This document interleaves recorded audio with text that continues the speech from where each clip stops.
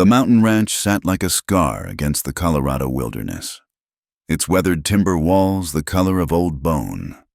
Thomas Calhoun stood at the edge of his property, watching the sun bleed across the rocky peaks, his calloused hands gripping the fence post he'd been mending since dawn. The wind carried the scent of sage and distant rain, but Thomas barely noticed. He'd stopped noticing most things years ago. His horses nickered in the barn, reminding him of evening feed. Thomas moved with the mechanical precision of a man who'd done the same tasks 10,000 times, his boots cutting a familiar path through the dust. At 32, he carried himself like someone decades older, shoulders permanently bent from labor and something heavier than physical work.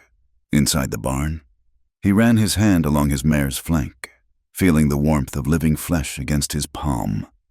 Sally was getting old, like everything else on this godforsaken ranch.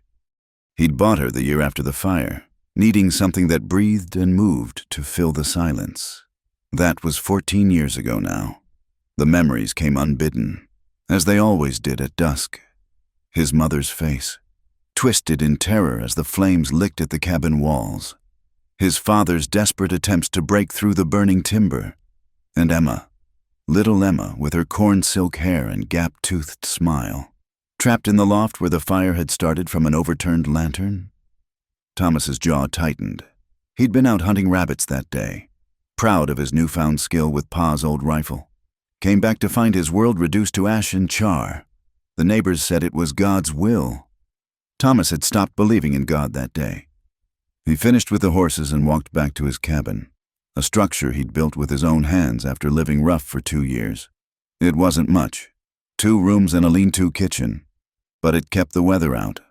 Inside, he lit a lamp and set about making his usual supper: beans, salt pork, and cornbread hard enough to drive nails.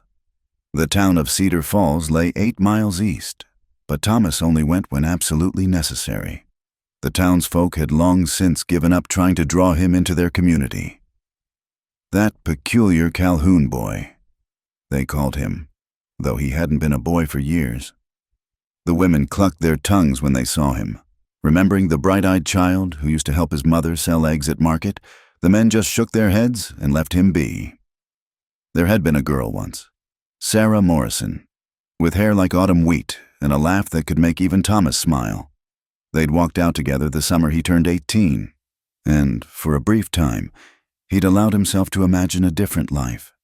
Then the consumption took her, quick and merciless, leaving him with another grave to visit and another reason to keep his heart locked away. "Everyone I touch turns to ash," he'd told the preacher at Sarah's funeral. Reverend Walker had tried to offer comfort, but Thomas had already turned away, walking back to his mountain fortress where the only sounds were wind and his own breathing. Now, sitting at his rough-hewn table, Thomas stared at the letter Reverend Walker had pressed into his hand during his last supply run. The old man meant well, always trying to save Thomas from himself. This time, his salvation came in the form of a newspaper advertisement for the matrimonial news. "You need help around here," Walker had said, gesturing at Thomas's patched clothes and gaunt frame. "And companionship wouldn't hurt neither. These mail-order arrangements, they're respectable now, practical." Thomas had almost thrown the paper in the fire, but as winter approached and his joints ached from the endless work, he'd found himself reading the advertisements by lamplight. Women seeking husbands, husbands seeking wives, all of them hoping for something better than what they had. He'd written the letter 3 times before sending it, each draft shorter and more matter-of-fact than the last. No pretty words or false promises. Just the truth. He had a ranch that needed tending, work that needed doing, and a roof that didn't leak. Room and board in exchange for household help. Nothing about the emptiness that ate at him in the dark hours before dawn. Nothing about the way he sometimes forgot the sound of his own voice. In Chicago. Clara Walsh sat in the boarding house kitchen, reading the letter for the 5th time. Her hands trembled slightly, though whether from cold or nerves, she couldn't say. 24 years old and already written off by most respectable families. The limp wasn't even that noticeable anymore, but people saw what they wanted to see. The train accident had taken her parents and left her with a twisted ankle that never healed quite right. 3 years of factory work had worn her fingers raw and her hope thin. When the foreman's son had cornered her in the supply room, his breath hot with whiskey and entitlement, she'd known it was time to leave. Thomas Calhoun's letter was brief to the point of rudeness. No mention of affection or companionship. Just work to be done and a place to do it. But there was something in the stark honesty that appealed to her. No false promises meant no disappointment later. She wrote back immediately, matching his businesslike tone. Yes, she could cook and clean. Yes, she was strong despite her injury. Yes, she could leave immediately. She didn't mention the nightmares that woke her gasping, or the way she flinched when men stood too close. They each had their secrets. Thomas received her response 2 weeks later, along with a small photograph. The woman in the picture had dark hair pulled back severely and eyes that looked directly at the camera without smiling. Pretty enough, though that hardly mattered. What mattered was that she'd agreed to come. He sent money for the train fare and a date to expect him at the station. Then he went back to his fences and his horses, trying not to think about the stranger who would soon share his space. It was a business arrangement. Nothing more. Another set of hands to ease the burden. But sometimes, in the hours between sleep and waking, Thomas remembered what it felt like to not be alone. The warmth of his mother's hand on his forehead when fever took him. Emma's weight on his lap as he read her stories. Sarah's fingers intertwined with his as they walked by the creek. He pushed the memories down deep, where they couldn't hurt him. Clara Walsh would come, or she wouldn't. She'd stay, or she'd leave like everyone else. Either way, the ranch would endure, and so would he. That's what Thomas Calhoun did. He endured. The letter confirming her departure date arrived on a Tuesday. Thomas read it once, then tucked it into the Bible he never opened, marking the first chapter of something he refused to call hope. The dust storm hit Cedar Falls just as the afternoon stage pulled in. Clara stepped down from the coach, her traveling dress immediately assaulted by grit and wind. She raised a gloved hand to shield her eyes, squinting through the brown haze at the collection of wooden buildings that made up the town. After 3 days of bone-jarring travel, her bad legs screamed in protest, but she kept her expression neutral. Thomas stood beside his wagon, hat pulled low. Watching the passengers disembark, he spotted her immediately, the only woman traveling alone, moving with a slight favoring of her left side. When she paused at the bottom of the steps, he noticed how she gripped the rail, gathering herself before stepping onto the street. He moved forward, neither rushing nor dawdling. "Miss Walsh?" Clara turned, taking in the tall man with the sun-weathered skin and eyes the color of winter sky. He was leaner than she'd imagined, carved down to essential angles by work and solitude. "Mr. Calhoun?" He nodded once, reaching for her carpet bag without asking. His movements were economical, practiced. No wasted motion, no unnecessary words. Clara found it oddly comforting after the chattering crowds of Chicago.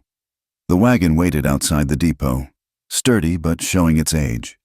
Thomas helped her up with impersonal efficiency, his hand at her elbow just long enough to ensure her balance. She arranged her skirts and tried not to wince as she settled onto the hard bench. "It's a fair piece to the ranch," he said, climbing up beside her. 3 hours, maybe 4 with the wind. Clara nodded, pulling her shawl tighter.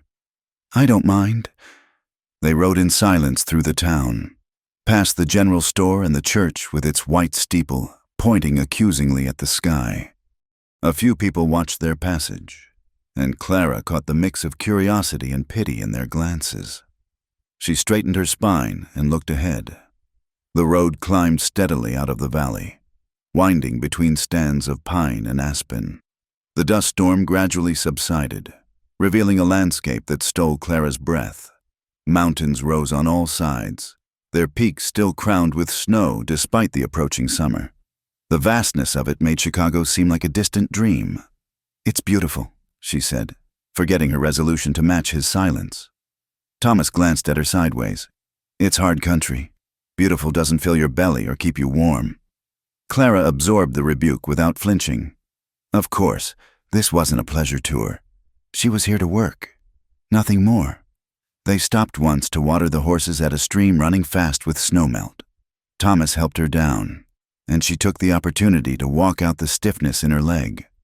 He noticed she saw his eyes track her uneven gait, but he said nothing.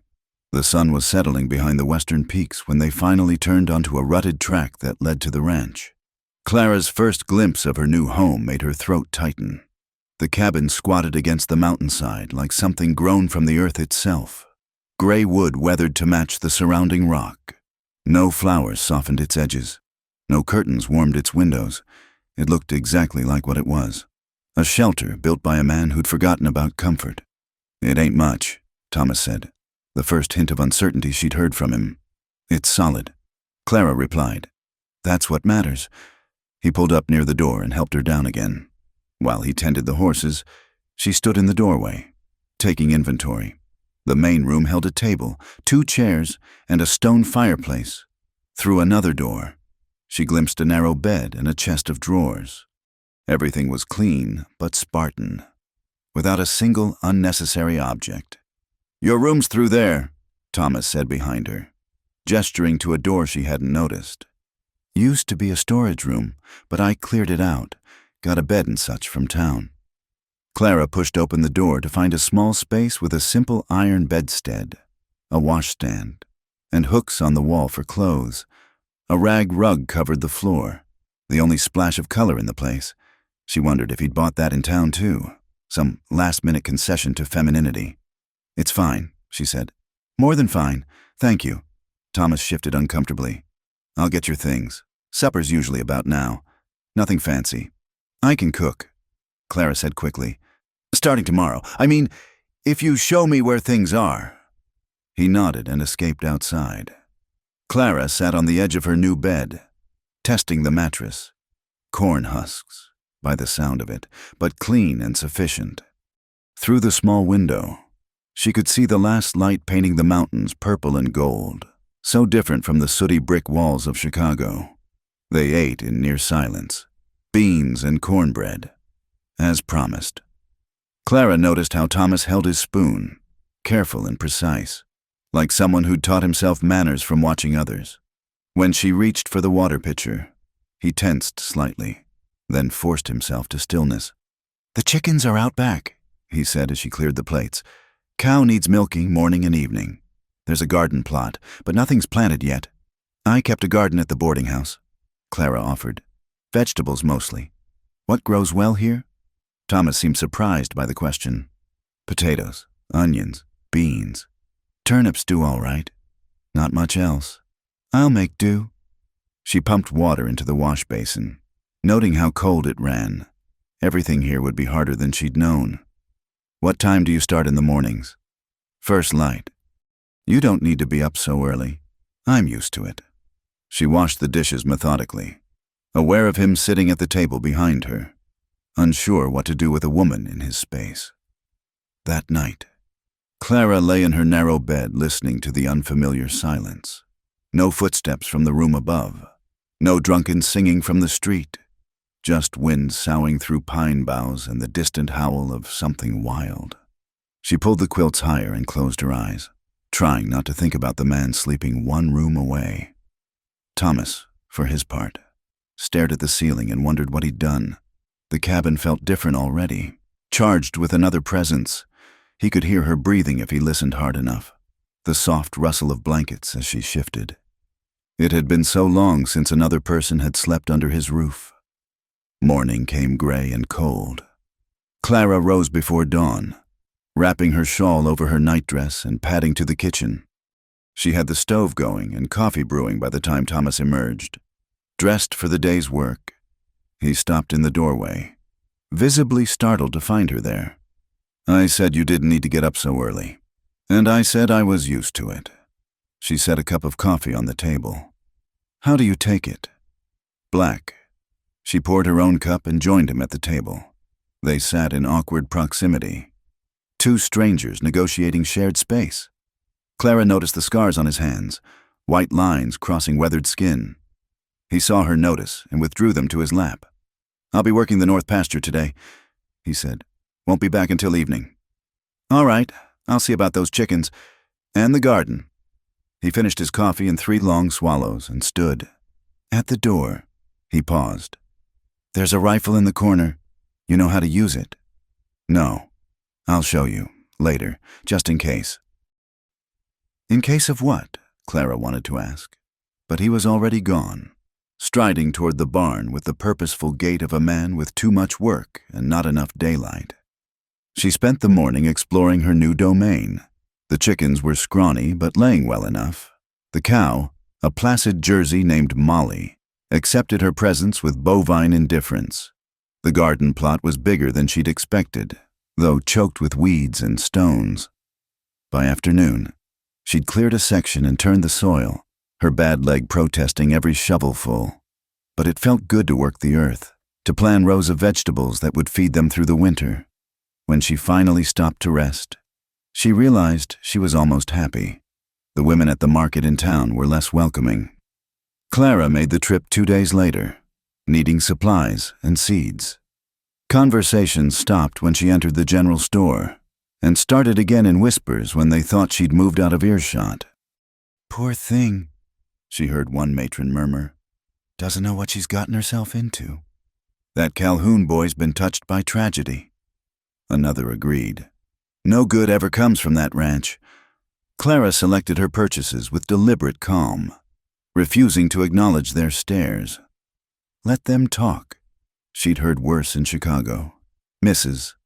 Henderson, the shopkeeper's wife, took pity on her at the last moment. "You'll want to plant those beans after the last frost," she said, wrapping the seeds in brown paper. "Another 2 weeks at least, this high up." "Thank you," Clara said, grateful for even this small kindness.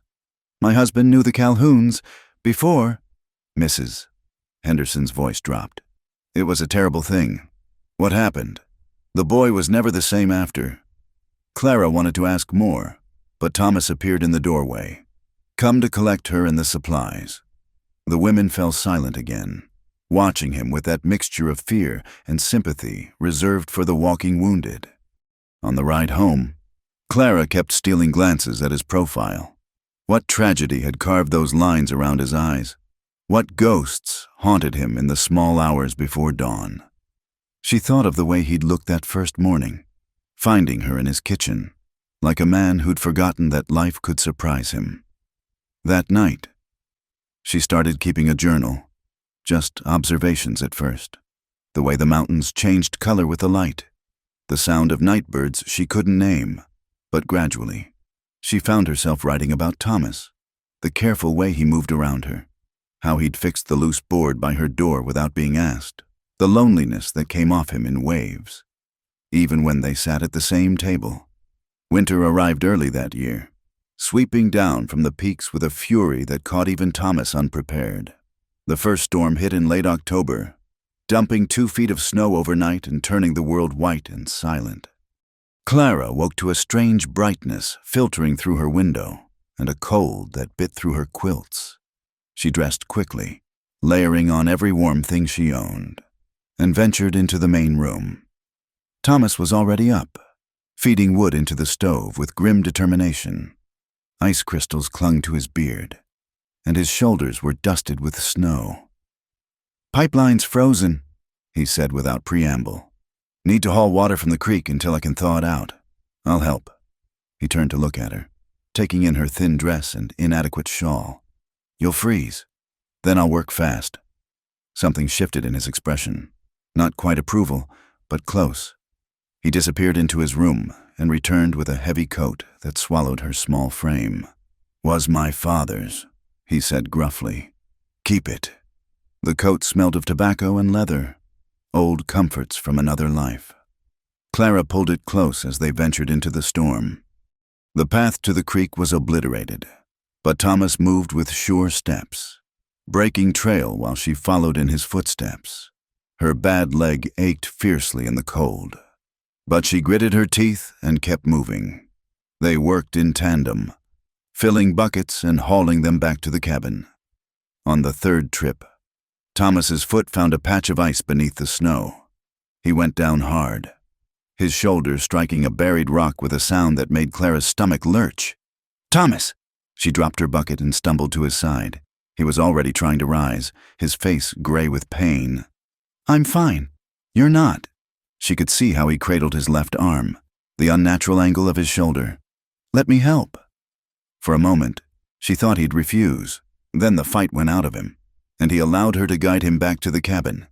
Inside, she helped him out of his wet coat, trying not to notice how he bit back groans of pain. "It's dislocated," he said through clenched teeth. "Happened before. Need to—" He gestured vaguely at the wall. "Brace against something solid." Clara had seen a man reset a dislocated shoulder once, in the factory. The memory made her queasy, but she nodded. "Tell me what to do." He positioned himself against the doorframe, gripping it with his good hand. "Pull straight down. Hard as you can. Don't stop if I yell." She grasped his wrist with both hands, planted her feet, and pulled. He made a sound that wasn't quite human, and then she felt something shift and pop. Thomas sagged against the wall, breathing hard. "Good," he managed. "That's good." Clara helped him to a chair and fashioned a sling from a dish towel. Her hands shook as she worked, but she kept her touch steady and sure. When she finished, she found him watching her with an expression she couldn't read. "Thank you," he said quietly. She busied herself making coffee, needing something to do with her hands. "You should rest it for a few days." "Can't. Storm's supposed to last. Animals need tending." "Then I'll tend them." "You don't know. Then teach me." She set the coffee in front of him, meeting his eyes squarely. "I'm not some fragile city flower. Thomas, I can learn." He was quiet for a long moment. Then, "All right." The storm raged for 3 days. They were trapped together in the small cabin, sharing the circle of warmth from the stove. Thomas, frustrated by his injury, took to pacing like a caged wolf until Clara threatened to tie him to his chair. Instead, she convinced him to show her how to mend harness, tend the animals, and perform the dozen other tasks that kept the ranch running. On the second night, the temperature plummeted. They pulled their chairs close to the fire, wrapped in every blanket they owned. The wind howled around the corners of the cabin, finding every crack and crevice. Clara shivered despite the layers, her teeth chattering. "Here," Thomas said gruffly, pulling his blanket wider. "No sense both of us freezing." Clara hesitated, then moved her chair next to his, allowing him to drape the blanket over both their shoulders. They sat in silence, watching the fire, acutely aware of each other's warmth. She could feel the rise and fall of his breathing, smell the wood smoke and leather scent of him. "Tell me about your family," she said softly, surprising herself with the words.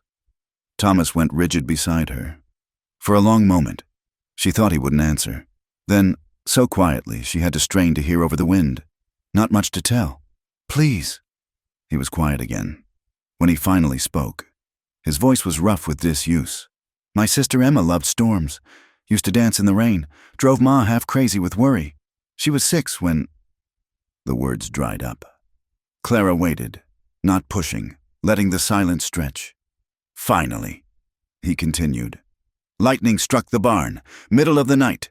Pa tried to get the horses out, but the hay went up so fast. Emma was sleeping in the loft. She liked being near the animals.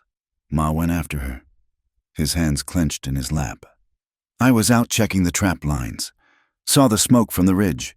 By the time I got back, there was nothing left but char." Clara's throat closed. She thought of her own losses, sudden and brutal on the train tracks. But to watch your home burn, to arrive too late to help, that was a special kind of torment. "I'm sorry," she whispered. "Reverend said it was God's will. I figure if God wills such things, he and I don't have much to talk about." Without thinking, Clara placed her hand over his clenched fist. He jerked as if burned, but didn't pull away. Slowly, muscle by muscle, his hand relaxed under hers. They sat that way for a long time, hands barely touching, while the storm raged outside. Neither spoke again, but something shifted between them in the firelit darkness. A wall had cracked, just a little, just enough. The third day brought clear skies and bitter cold. They worked together to dig out, Clara matching Thomas's pace despite her leg.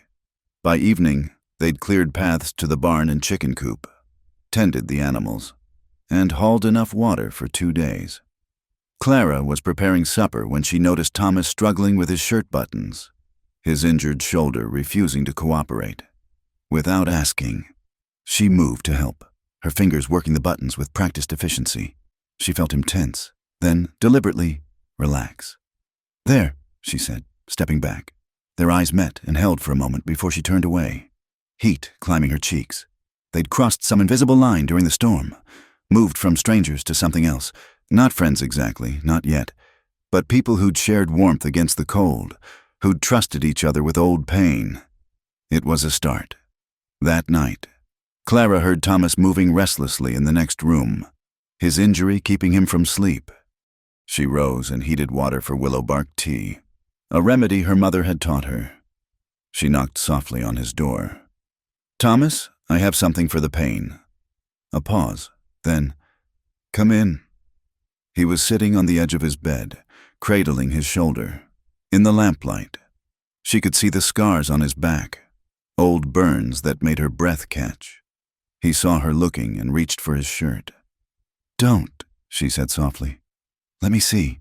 He went very still as she moved closer, setting the tea on the nightstand. The scars were extensive, covering most of his back and left shoulder. How had he survived such burns? How young had he been? "You tried to go after them," she said. It wasn't a question. "Wasn't fast enough?" His voice was flat, empty. "Never been fast enough for anything that mattered." Clara's eyes burned with unshed tears. Without thinking, she placed her hand on his unmarked shoulder, feeling the tension coiled there like wire. "You survived. Sometimes that's all we can do." He turned to look at her then, something raw and desperate in his eyes. For a moment, she thought he might speak, might reach for her. Then he pulled back, rebuilding his walls with visible effort. "Thank you for the tea," he said formally. Clara recognized the dismissal and retreated, closing the door softly behind her. But as she lay in her own bed, she could still feel the heat of his skin under her palm, still see the longing in his eyes before he shuttered it away. Spring would come eventually. The snow would melt, the garden would grow, and maybe, just maybe, Thomas Calhoun would learn to let someone past his barricades. Clara pulled the quilts higher and settled in to wait. She'd learned patience in hard schools. She could be patient a little longer. Outside, the wind died to a whisper, and stars emerged in the clear mountain sky. The cabin settled into itself with small creaks and sighs. 2 souls under one roof, no longer quite alone. Spring came late but sudden, the mountains releasing their grip in a rush of melting snow and swollen creeks. Clara watched the transformation from the kitchen window as she kneaded bread, marveling at how quickly the white world turned green. Tiny shoots pushed through the mud in her garden plot, the seeds she'd planted with such hope finally stirring to life. She'd grown stronger over the winter months, her bad leg less troublesome now that she'd learned to work with it rather than against it. The chickens knew her voice and came running when she called. Molly, the cow, would lower her great head for scratches between milking. Even Thomas's mare, Sally, had stopped shying away when Clara approached. Thomas watched these small victories from a distance, something like wonder in his eyes. The woman who'd arrived in autumn, thin and wary as a stray cat, had become someone else entirely. Her cheeks held color now. Her hands were strong and capable, and she moved through his space as if she belonged there. More disturbing still, the cabin felt empty when she went to town for supplies. "You're smiling," Clara said one morning, catching him watching her coax the first radishes from the ground. Thomas immediately schooled his expression. "Just thinking the horses need shoeing." But Clara had seen that unguarded moment, the way his face softened when he thought she wasn't looking. She tucked it away with all the other small signs she'd been collecting, the way he'd started leaving wildflowers on the kitchen table, never acknowledging them. How he'd built her a bench for the garden without being asked. The new dress that appeared on her bed after her old one tore beyond mending. The afternoon rain caught her in the garden, sudden and cold. She ran for the cabin, laughing at the sheer joy of it, her hair coming loose from its pins. Thomas was on the porch, having just returned from checking the cattle. He watched her approach, something unreadable in his expression. "You're soaked," he said. "It's just rain." She pushed wet hair from her face, still smiling. Emma was right to dance in it. The mention of his sister should have sent him retreating. Instead, he almost smiled. "She would have liked you." Clara's heart stuttered before she could respond. She stepped wrong on the wet porch boards. Her bad leg buckled, sending her tumbling. Thomas caught her instinctively, his arms closing around her waist, pulling her against him. They stood frozen. Her hands braced against his chest, his arms tight around her. Clara could feel his heartbeat racing to match hers. His eyes, always so guarded, were dark with something that made her breath catch. "Clara," he said, her name rough in his throat. She lifted her face, lips parting. He lowered his head slowly, as if fighting himself every inch. When their lips met, it was like lightning striking dry timber.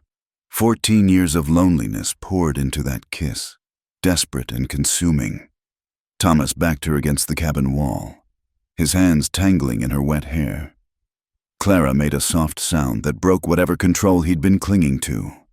The kiss deepened, years of denial crumbling in an instant, when they finally broke apart. Both breathing hard. Thomas looked stricken. "I shouldn't have—" "Yes, you should." Clara's voice was fierce. "Don't you dare apologize." He searched her face, looking for regret or fear, finding neither. He kissed her again, softer this time, almost reverent. When it ended, he rested his forehead against hers.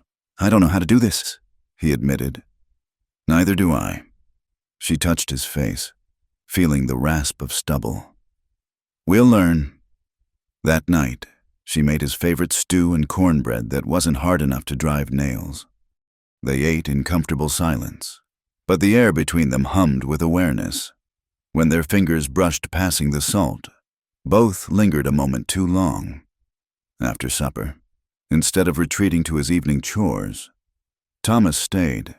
They sat by the fire, Clara mending one of his shirts while he carved a piece of pine into something that might become a whistle. The domesticity of it made her chest tight with longing. "Tell me about Chicago," he said suddenly. Clara looked up, surprised. He rarely asked about her past. "What do you want to know?" "Everything." So she told him, about the factory where she'd learned to move quickly despite her leg, about the boarding house with its thin walls and thinner soup, about the nights she'd lain awake, wondering if this was all life would offer her. "Then I saw your letter," she said, so honest it was almost rude. "No promises you couldn't keep." "I had nothing to promise." His hands stilled on the carving. "Still don't." "Thomas," she set aside her mending. "Look at me." He raised his eyes reluctantly. "I'm not asking for promises. I'm not Sarah, young and full of dreams. I know what the world is." She moved to sit beside him. "But I also know what I feel when you look at me. What I've been feeling for months now." "Clara," she pressed her fingers to his lips. "Let me finish. I've been broken too. Different reasons, but just as deep. Maybe that's why we understand each other. Maybe broken people can build something whole together."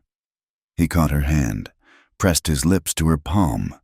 "You deserve better than a man who wakes up screaming, who can't go to church because God and I aren't on speaking terms, who'll work himself into the ground because it's easier than feeling. And you deserve better than a woman with a ruined leg who flinches at shadows and writes in her journal about a man too stubborn to see he's worth loving." Thomas made a sound that might have been a laugh or a sob. He pulled her onto his lap, holding her like she might disappear. Clara wound her arms around his neck, feeling him tremble.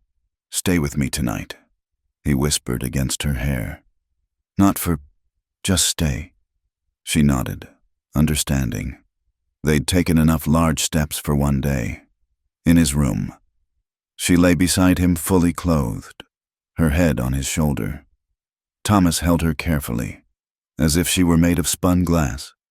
Gradually, his breathing deepened and the tension left his body. For the first time in years, he slept without dreams. Clara stayed awake longer, memorizing the feel of his arm around her, the steady beat of his heart under her palm. Tomorrow would bring its own challenges. There would be setbacks. She knew. Healing happened in stops and starts, not straight lines. But for now, in the darkness with spring rain pattering on the roof, she allowed herself to hope. The garden would grow, the wounds would scar over, and maybe, just maybe, two broken people could indeed build something whole. She pressed a kiss to his chest, feeling him stir but not wake. "I love you, Thomas Calhoun," she whispered to the darkness, "whether you're ready to hear it or not." Outside, the rain gentled to mist, and somewhere in the distance, an owl called to its mate. The mountains stood eternal guard while inside the cabin. Two hearts began the slow, careful work of learning to beat as one. The morning after their first night together, Thomas woke before dawn as always, but instead of rising immediately, he lay still, aware of Clara's warmth beside him. She'd shifted in sleep, her head on his chest, one hand curled over his heart. He stared at the ceiling, torn between wonder and terror at how quickly she'd become essential to him. By the time Clara stirred, he was gone. She found him in the barn, mucking stalls with single-minded intensity. His shoulders were rigid, and he didn't turn when she approached. "Thomas? Got to get to town," he said shortly, "running low on supplies." Clara recognized the withdrawal, saw him rebuilding walls in the light of day. Instead of pushing, she simply said, "I'll make breakfast." He ate quickly, barely looking at her, and left without his usual goodbye. Clara watched the wagon disappear down the trail, her chest tight with worry. One step forward, two steps back. She'd known it wouldn't be easy. Thomas drove toward Cedar Falls with his jaw clenched, fighting the urge to turn around. The happiness he'd felt waking beside Clara terrified him more than any physical danger. Everyone he'd ever loved had been ripped away. Better to end it now. Before what? Before she realized what a mistake she'd made. Before God remembered Thomas Calhoun wasn't allowed to have good things. He was so lost in dark thoughts that he almost missed the man standing in the middle of the road. Thomas hauled on the reins, bringing the wagon to a dust-swirling stop. "Well, if it ain't little Tommy Calhoun?" The voice hit Thomas like a physical blow. Reuben Clay stood grinning up at him, older and meaner than memory served. The last time Thomas had seen him was at the county boys' home, where Reuben had delighted in tormenting the younger children. "Reuben," Thomas kept his voice neutral, "thought you'd headed east. Did for a while, but I heard tell you'd done well for yourself. Got that ranch your daddy always talked about." Reuben's smile was sharp as broken glass. "Course, your daddy talked about a lot of things that weren't quite true, didn't he?" Thomas's hands tightened on the reins. "Get out of the road. Now, that's not neighborly, especially considering what I know." Reuben moved closer. "Funny how that fire started, wasn't it? Right after your PA had that fight with Hanson about the property line. My father didn't start that fire." "No? Sure looks suspicious. Him having those debts, and then collecting that insurance money from the barn." Reuben's eyes glittered with malice. "Course. He didn't expect the house to catch too, did he? Didn't expect—" Thomas was off the wagon before Reuben finished, grabbing the man's shirt front. "Shut your mouth. Truth hurt? Or maybe it's the other truths that bother you. Like how you used to cry in that dog kennel they kept you in. How you begged—" Thomas's fist connected with Reuben's jaw, sending him sprawling. But Reuben just laughed, spitting blood. "Still got that temper. Wonder what the good people of Cedar Falls would think if they knew the whole story. What that pretty little mail-order bride would think." "What do you want?" Reuben climbed to his feet, brushing dust from his clothes. "Just a little help from an old friend. Say, $100 for starters." "I don't have that kind of money." "Then you'd better find it." I'll be at the Dusty Rose Saloon for the next week. After that, he shrugged. Well, secrets have a way of getting out. Thomas climbed back on the wagon, his knuckles bleeding. In town, he went through the motions of buying supplies, but his mind churned with memories he'd buried deep. The beatings at the boys' home, the accusations after the fire, the way people had looked at his father in those last days, before consumption took him. He stopped at the saloon, not for Reuben, but for the whiskey. One drink became 3, the burn doing nothing to quiet his demons. By the time he started home, the sun was setting and his hands shook on the reins. Clara was waiting on the porch, worry etched in every line of her body. She took one look at his face and knew something was terribly wrong. What happened? Nothing. He brushed past her, whiskey heavy on his breath. Thomas, I said nothing. The words came out harsh, ugly. Clara flinched, and Thomas hated himself for putting that look on her face. But wasn't this better? Better she learned now what kind of man he really was? Clara stood very still, processing this sudden cruelty. Then, instead of retreating, she followed him inside. Whatever happened in town, whatever's eating at you, talk to me. There's nothing to talk about. Don't lie to me. Her voice was steady despite the tears threatening. Not after last night. Not after last night was a mistake. The words tasted like ash. This whole thing was a mistake. You should go back to Chicago. Clara felt each word like a physical blow, but she'd survived worse pain. Is that really what you want? Look me in the eyes and tell me you don't care about me. Thomas turned, forcing himself to meet her gaze. The words that would send her away sat ready on his tongue. All he had to do was say them. But looking at her, strong, brave Clara, who'd held him through nightmares and never asked for more than he could give, he found he couldn't. Instead, he sank into a chair, head in his hands. You don't know what I am, what I come from. Clara knelt beside him, not touching, just present. Then tell me. The story came in broken pieces. His father's debts, the suspicions after the fire, the boys' home where Reuben and others had made his life hell, the accusations that followed him even after his father died protesting innocence. Reuben wants money to keep quiet, he finished. And even if I pay, he'll just want more. That's how men like him work. Your father didn't start that fire, Clara said with quiet certainty. Thomas looked at her in surprise. How can you be sure? Because I know you. You're his son, and you would die before harming anyone you loved. She touched his face gently. The apple doesn't fall far from the tree. Something broke in Thomas then.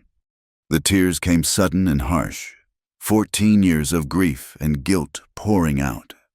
Clara gathered him against her, holding tight as he shook with the force of it. I couldn't save them, he choked out. I tried, but I couldn't. I know. She pressed her lips to his temple. I know, my love. But it wasn't your fault. None of it was your fault. They stayed that way until Thomas's storm passed, leaving him empty but somehow cleaner. When he finally raised his head, Clara was still there, still holding him. Don't leave, he whispered. I'm sorry. I'm so sorry. Please don't leave. Never. She framed his face with her hands. Do you hear me? Never. He kissed her then, tasting salt and forgiveness. When it ended, Clara stood, tugging him to his feet. Come on, you need food and sleep. Tomorrow we'll figure out what to do about Reuben. Clara, no more words tonight. She led him to the bedroom, helped him out of his boots. Just rest. They lay together in the dark. Clara curled protectively around him, for the first time since childhood. Thomas let someone else be the strong one. Let himself be held, be human, be flawed. I love you, he whispered into the darkness. Clara's arms tightened around him. I know. Outside, the mountains stood silent witness to this small victory over old pain. And in the morning, they would face whatever came next, together. Clara found the letter 3 days after Thomas's breakdown. She was tidying his dresser when the envelope fell from between folded shirts. Her own letter. the one she'd written in those terrible hours when she'd planned to leave. Her hands trembled as she unfolded it, remembering the pain that had driven each word. "Thomas," she'd written, "by the time you read this, I'll be gone. Not because I don't love you. God knows I love you more than I thought possible. But because I can't watch you destroy yourself with silence and shame." She sank onto the bed, reading her own words through tears. How close she'd come to walking away. How grateful she was that she'd stayed. The letter continued. "You think you're protecting me by keeping your pain locked away. But all you're doing is building walls between us. I know about walls. Thomas, I lived behind them for years after the accident that took my parents and broke my body. I know how they feel like safety, but become prisons." She heard Thomas's footsteps on the porch and quickly refolded the letter. But when he entered, she still held it, her face telling him everything. "You were going to leave." His voice was flat, resigned. "Was?" Clara stood, crossing to him. "But I didn't, because I realized something that night.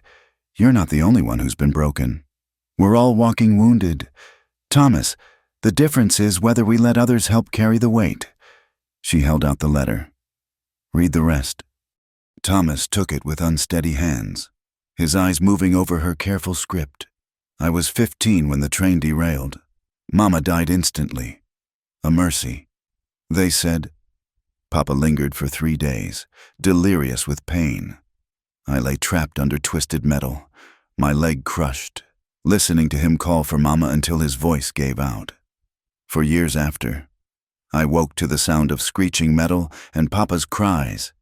In Chicago, I learned to hide my limp, to work through pain, to never show weakness, because weakness invited predators. The foreman's son wasn't the first to corner me, just the last. Each time, I survived by going somewhere else in my mind, building those walls higher. Then I came here, to you, and for the first time since the accident, I felt safe.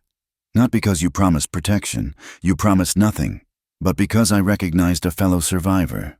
Someone who understood that breathing through another day was sometimes the only victory possible. When you held me that night in the snowstorm, I felt those walls cracking. When you kiss me, they crumble entirely. And it terrifies me. Thomas, just as I know it terrifies you. But maybe that's what love is, being terrified together and staying anyway. Thomas's hands shook as he lowered the letter. Clara watched emotions chase across his face. Pain, regret, something that might have been wonder. "Why didn't you go?" he asked roughly. "Because I remembered something else from that night in the snow. You said everyone you touch turns to ash. But I'm still here, Thomas, still whole, maybe even more whole than when I arrived." She touched his face. "Your love doesn't destroy. It just burns hot enough to hurt sometimes." He caught her hand, pressing it to his cheek. "I don't deserve—" "Stop!" Her voice was fierce. "Don't you dare decide what I deserve. That's my choice. And I choose you, broken parts, dark moods, and all." Thomas pulled her against him, burying his face in her hair.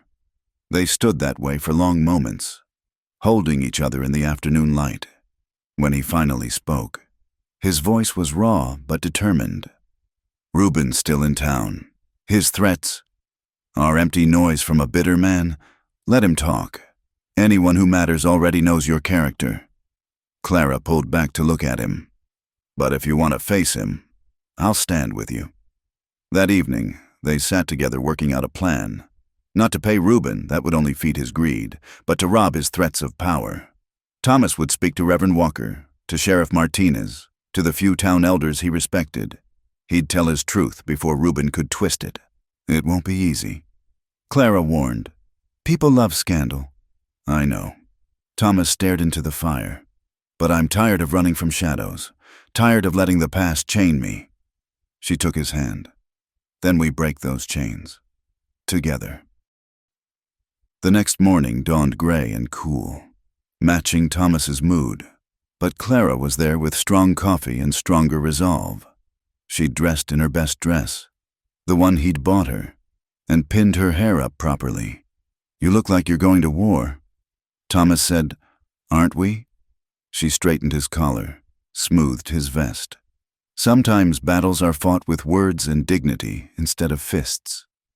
They drove to town together, Clara's hand on Thomas's arm as they walked into the church. Reverend Walker's surprise quickly shifted to concern as Thomas asked for a private word. In the vestry, with Clara beside him, Thomas told his story. All of it. The fire, his father's death, the boy's home, Reuben's threats. Walker listened without interrupting, his weathered face grave. When Thomas finished, the Reverend was quiet for a long moment. "I knew your father," he said finally. "A proud man, perhaps too proud, but not a murderer, never that." He looked at Clara. "And you, Mrs. Calhoun, you believe in your husband?" "With my whole heart." Walker nodded. "Then that's enough for me. Reuben Clay's been stirring up trouble at the saloon, looking for easy money. Sheriff Martinez has had his eye on him. Perhaps it's time for a conversation." They made 3 more stops: the sheriff's office, the bank where Thomas did business, and finally the general store where gossip spread fastest. Each time, Thomas told his truth simply, without embellishment or plea for sympathy. Clara stood beside him, chin high, daring anyone to question their worth. At the sheriff's office, Martinez revealed that Reuben had tried the same scheme in Denver. Man's wanted for fraud in 2 counties. Been meaning to have a word with him. The confrontation came sooner than expected. As they left the general store, Reuben emerged from the saloon across the street. His swagger faltered when he saw the sheriff walking toward him from one direction, the Reverend from another. "Leaving so soon, Mr. Clay?" Martinez asked mildly. "Heard you had some interesting stories to share." Reuben's eyes darted between them, landing on Thomas with pure hatred. "You'll regret this, Calhoun." "No," Thomas said quietly. "I'm done with regret." What followed was almost anticlimactic. Reuben tried to run, got 3 blocks before the sheriff's deputy caught him. By sunset, he was in a cell awaiting transport to Denver. The threat that had loomed so large dissolved like smoke. But the real victory came in the small gestures from townspeople over the following days. Mrs. Henderson leaving a pie on their wagon seat, the banker's wife nodding to Clara at the mercantile. Small acknowledgments that the Calhouns belonged. That night, Thomas and Clara lay entwined in their bed, exhausted but peaceful. The lamp cast golden light over their skin as they moved together with newfound freedom. No shadows between them now, no secrets held back. When release claimed them, Thomas didn't hide his tears. Clara kissed them away, tasting salt and redemption. "Thank you," he whispered against her throat. "For staying, for fighting, for seeing me." "Always," she promised, holding him close. "Always." Outside, spring rain began to fall, washing the dust from the world, and in the morning, they would plant the rest of the garden, together. The trial took place on a blazing July morning, the courthouse packed with curious townspeople. Clara sat in the front row, her hands folded carefully in her lap, watching Thomas take the witness stand. He looked different than he had 6 months ago, still lean and weathered, but the haunted quality had left his eyes. "State your name for the record." The prosecutor said, "Thomas James Calhoun." As Thomas testified about Reuben Clay's attempted extortion, Clara noticed how the crowd leaned in, hungry for drama, but they would be disappointed. Thomas spoke simply, without emotion, stating facts as plain as fence posts. When Reuben's lawyer tried to dredge up the old rumors about the fire, Judge Harrison cut him off. "Mr. Clay is charged with extortion and fraud, not Mr. Calhoun. Keep to the matter at hand." The trial lasted 2 days. Other victims came forward, a widow in Denver, a young rancher from Pueblo. Reuben's pattern became clear: prey on people with painful pasts, threaten exposure, take their money. By the time the jury retired, the verdict seemed certain. Clara waited with Thomas in the hallway, their fingers intertwined. "Whatever happens," she said, "we've already won. You faced him. You spoke your truth. We faced him," Thomas corrected. I couldn't have done this alone. The jury returned in less than an hour. Guilty on all counts. As the sheriff led Reuben away, he shot Thomas one last venomous look, but Thomas didn't flinch. That chapter was closed. Outside the courthouse, Reverend Walker approached them. "There's something I've been meaning to discuss with you both." He glanced around, then lowered his voice. "There's been a child left at the church, a baby, maybe 6 months old, native blood, by the look of her." Clara's breath caught. Beside her, Thomas went very still. The mother died of fever. Walker continued. "No family willing to claim a half-blood child. I've been caring for her myself, but," he spread his hands, "I'm an old man. She needs proper parents." "Why are you telling us?" Thomas asked, though Clara suspected he already knew. "Because I've watched you both heal each other, because you know what it means to be abandoned, and because I think that little girl might heal something in you too." They followed Walker to the parsonage in silence. The baby lay in a makeshift crib near the fire, dark eyes solemnly studying the ceiling. When Clara leaned over her, the child reached up, grasping at the air. "What happened to her mother?" Clara asked softly. "She appeared in town 2 weeks ago, already burning with fever. Managed to tell us the baby's name before—" Walker shook his head. "She called her Hope." Thomas made a sound that might have been a laugh or a sob. Hope. His sister Emma had always said hope was the most important thing to have. "May I?" Clara asked. At Walker's nod, she lifted the baby carefully. Hope studied her with those serious eyes, then broke into a gummy smile that made Clara's heart clench. "We don't know anything about raising children," Thomas said roughly. "Neither does any new parent." Walker pointed out. "You learn as you go." Clara turned to Thomas. The baby nestled against her chest. Something passed between them, wordless but clear. Thomas reached out, letting Hope grasp his finger in her tiny fist. His face softened in a way Clara had never seen. "We'll need supplies," he said. "Milk, bottles, diapers." And just like that, they became a family. The ride home was surreal. Clara held Hope while Thomas drove, neither quite believing this sudden gift. They'd been so focused on healing each other, they hadn't dared dream of more. "We'll need to fix up the storage room," Clara said. "Make it a proper nursery. I can build a cradle. Pa taught me woodworking before." Thomas cleared his throat. "I still remember." That night, they took turns walking Hope when she cried, heating bottles of goat's milk, changing diapers with clumsy fingers. By dawn, they were exhausted, but exhilarated. "She's so small," Thomas whispered, watching Hope sleep in the dresser drawer they'd padded with blankets. "What if we do something wrong?" "Then we'll fix it and try again." Clara leaned against him. "That's what families do." The town's reaction was mixed. Some whispered about the impropriety of raising a half-native child. Others, like Mrs. Henderson, arrived with baby clothes and practical advice. But Thomas and Clara had learned not to let others' opinions shape their choices. As summer turned to autumn, their strange little family found its rhythm. Hope grew round and happy, babbling constantly and pulling herself up on furniture. Thomas built her a beautiful cradle, carving birds and flowers into the headboard. Clara sewed tiny dresses and sang lullabies half-remembered from her own childhood. The ranch prospered too. With Clara managing the house and garden, Thomas could focus on expanding the herd. They hired Jake Morrison, nephew of Thomas's lost love Sarah, to help with the work. If Jake found it strange working for the man who'd courted his aunt, he never said. One evening, Clara found Thomas in Hope's room, holding the baby while she gripped his fingers and bounced on chubby legs. "She's trying to walk," he said, wonder in his voice. "Look at her go." Clara leaned in the doorway, watching them. The man who'd once believed his touch brought death now cradled life with infinite tenderness. Hope shrieked with delight, and Thomas actually laughed, a real laugh, rusty but genuine.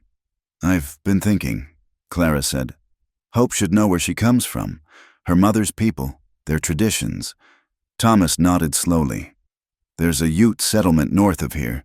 Peaceful folks. Maybe when she's older, we'll make sure she knows both worlds." Clara joined them, completing the circle. She'll choose her own path, but she'll know she's loved no matter what. That night, after Hope was asleep, they made love with quiet intensity. The house that had once echoed with loneliness now hummed with life. Thomas traced the scars on Clara's leg, while she mapped the old burns on his back. They knew each other's broken places by heart now. "Sometimes I wake up afraid this is a dream," Thomas confessed in the darkness. "If it is, we're dreaming together." Clara kissed him softly. "That makes it real enough for me." Outside, the first snow began to fall, blanketing the world in pristine white, but inside the cabin, warmth reigned. A fire crackled in the hearth. A baby slept peacefully, and two people who'd thought themselves beyond saving held each other close. Proof that love could indeed survive even fire. The seeds they'd planted in the garden, in their hearts, in the community, had taken root. Now all that remained was to tend them, season after season, until the harvest came full and sweet. It wouldn't always be easy. There would be hard winters and dry summers, tears and arguments and fears in the night, but they would face them together, this unlikely family forged from loss and tempered by hope. In the morning, Thomas would teach Hope to feed the chickens. Clara would start planning a school for the scattered ranch children, and life would go on, ordinary and miraculous by turns. But for now, they simply held each other, listening to the snow fall and their daughter breathe. Complete in a way neither had imagined possible. The broken places would always be there, like fault lines in their hearts. But they'd learned that broken didn't mean worthless. Sometimes the cracks were where the light got in. 5 years had passed since Hope came into their lives, transforming the lonely ranch into a place of laughter and constant motion. The house had grown too. Thomas had added 2 more rooms and a proper porch where Clara could sit and watch the mountains change color with the seasons. Children's drawings covered the walls, and tiny handprints marked the door frames where Hope measured her growth. Clara stood at the kitchen window, one hand resting on her swollen belly, watching Thomas teach Hope to gentle a new colt. The little girl, now 5 years old, with Clara's determination and Thomas's quiet intensity, spoke softly to the animal in a mixture of English and the Ute words they'd been teaching her. "Easy, little brother," Hope crooned, using the Ute term.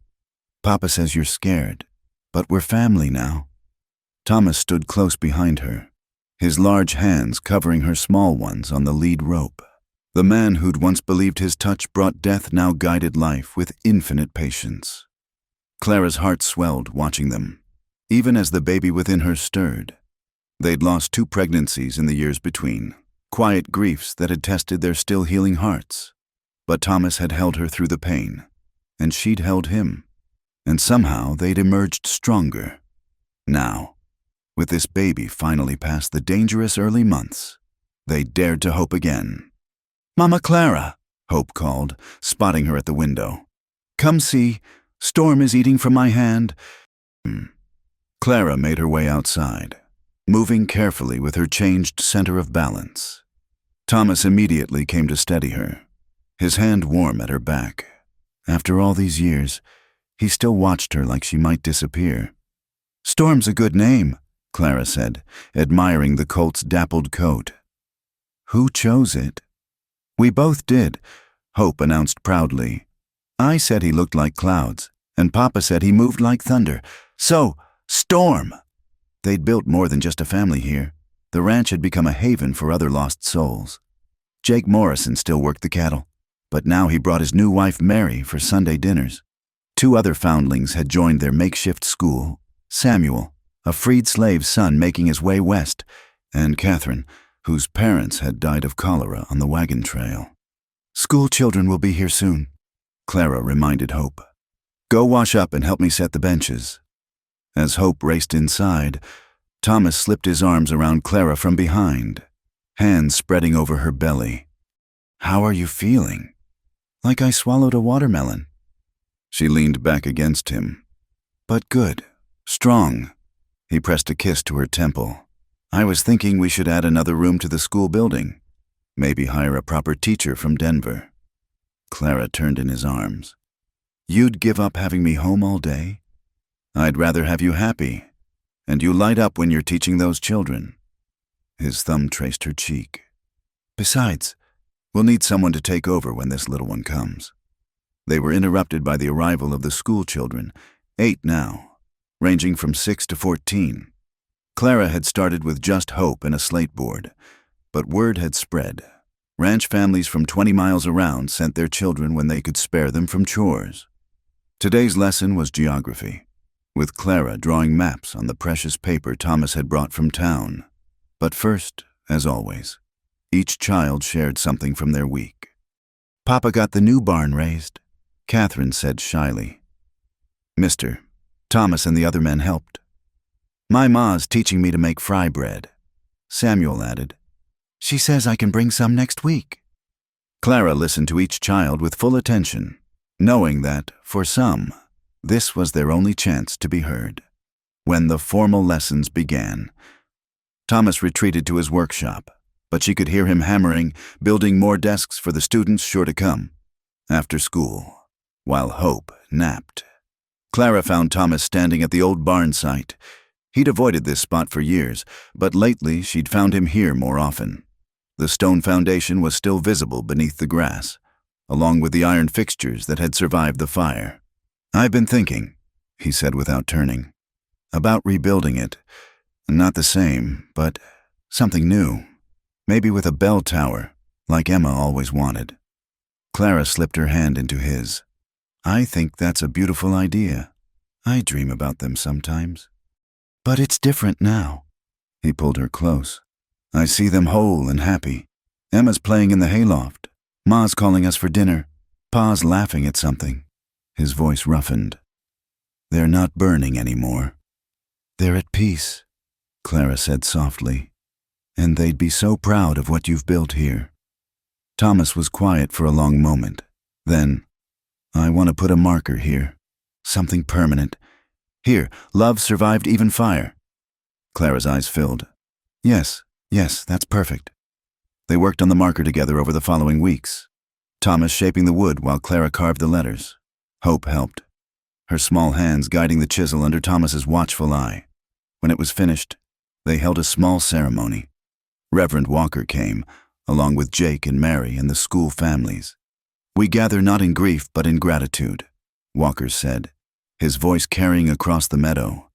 For lives lived, love shared, and hope reborn from ashes. As they sang the final hymn, Clara felt the baby shift inside her, new life quickening where death had once reigned, the circle completing itself. Labor came with the first snow, October arriving fierce and sudden. Thomas paced the bedroom while Mrs. Henderson and Mary tended Clara. Hope had been sent to stay with Jake, but her drawings covered the walls, pictures of the baby she'd been talking to for months. You're doing fine, Mrs. Henderson soothed as Clara gripped the bed sheets. This baby's eager to meet the world. Thomas tried to stay out of the way, but Clara could see him hovering in the doorway, his face tight with worry. During a break between pains, she beckoned him over. Stop looking like the world's ending, she panted. We've survived worse than this. He knelt beside the bed, pressing his lips to her damp forehead. I can't lose you. I can't. You won't. She gripped his hand as another contraction built. I'm too stubborn to leave now. The baby came with the dawn. A son, healthy and loud, with Thomas's blue eyes and Clara's dark hair. As Mrs. Henderson placed him in Clara's arms, Thomas made a sound that was half sob, half laugh. He's perfect, he whispered, touching the baby's tiny fist. What should we call him? Clara looked at their son, then at Thomas. James, she said firmly. James Samuel Calhoun, for your father and for new beginnings. Thomas's eyes filled. Clara, your father was a good man who loved his family. That's the legacy we'll pass on. The rest is just ashes on the wind. When Hope met her brother the next day, she approached with the solemnity of a great responsibility. I'll teach him everything, she announced. About horses and plants and the mountains, and about how love can fix broken things. Thomas gathered his family close. Clara with baby James. Hope pressed against his side. Outside, snow blanketed the ranch, covering the scars of old wounds. But inside, warmth and light held sway. You did it, Clara murmured, looking around at the life they'd built. You brought beauty from ashes. We did it, Thomas corrected. All of us, together. Spring would come again, as it always did. The garden would grow, the school would expand, and James would take his first steps on the same ground where his father had learned to walk again. Hope would teach him the names of wildflowers in 2 languages, and Clara would sing them all to sleep with lullabies that spoke of safety and home. The barn would be rebuilt, not to replace what was lost, but to honor it. The bell Emma had wanted would ring across the valley, calling children to school and neighbors to celebration. And on the cornerstone, carved deep and true, would be the words that captured everything. Here, love survived even fire. In the years to come, when strangers asked about the inscription, Thomas would tell them simply, "It's our story." A reminder that what seems like ending can be beginning, that broken people can build whole families, that love, when tended carefully, can grow in the rockiest soil. And Clara would add, with her quiet smile, "It's proof that sometimes the best families are the ones you choose, the ones who see your scars and stay anyway, the ones who help you plant hope in ground you thought was barren." Together, they would watch their children grow strong and kind, carrying forward the lesson written in wood and stone and hearts, that love, indeed, could survive even fire. Thank you so much for listening to this tale from the Wild West. I'd love to hear where you're listening from, whether it's on a long drive through the mountains, during your daily commute, or perhaps by a cozy fire of your own. Please subscribe to Wild West Campfire for more stories of love, loss, and redemption from the American frontier. Share your thoughts in the comments below. What touched your heart in Thomas and Clara's journey? Your stories and connections mean the world to us here at the campfire.